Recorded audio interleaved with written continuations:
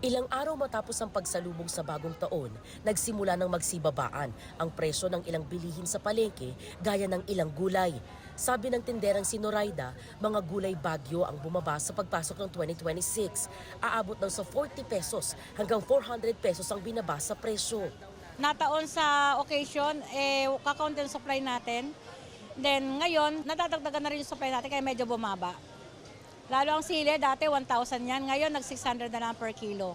Ang kada piraso raw ng sili noong nagdaang mga linggo, umabot ng 5 piso. Ngayon, nasa piso hanggang 2 piso na lang.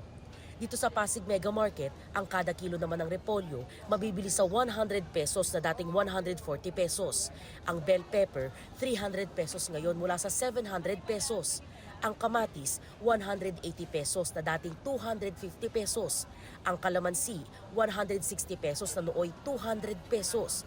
Ang cauliflower, bumaba naman ng 100 pesos na ibinebenta ngayon ng 150 pesos.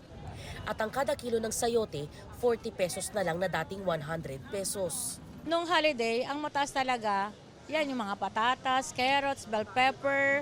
Yes ma'am, yung mga ginagamit talaga sa panghandaan talaga. Ngayon ang Tagalog ang tumaas, lalo ang talong ang palaya, lalo ang mga dahon-dahon. Ilan-ilan lang yung mga bumabiyahe. Ang kada kilo ngayon ng talong nasa 160 pesos hanggang 200 pesos na dating 100 pesos lang. Tig 100 pesos naman ang itinaas sa kada kilo ng ampalaya, sitaw at okra na mabibili ngayon sa 200 pesos kada kilo. Kaya si Margie, bawas daw talaga ang biniling gulay ngayong araw. Ma'am, ito po 323 po lahat. Ilang klaseng gulay, 323 na ma'am.